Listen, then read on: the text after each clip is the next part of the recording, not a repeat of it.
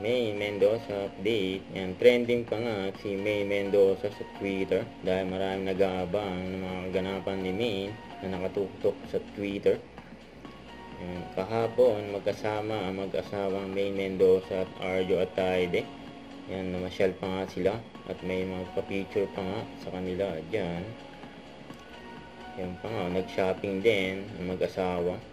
Siyempre, may maswerte pa nga nakapagpa-picture sila May at Arjo.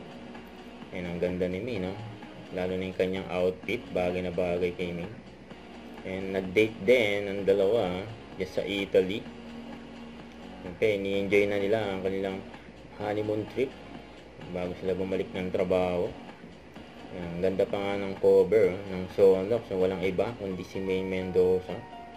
Ay naglabas din ng video ng Sonrox Philippines. Yan, para kay May. Sonrox Maganda gamitin yan. na panlaban sa germs. With up to 48 hours na panlinis. Sonrox Multi-Clean.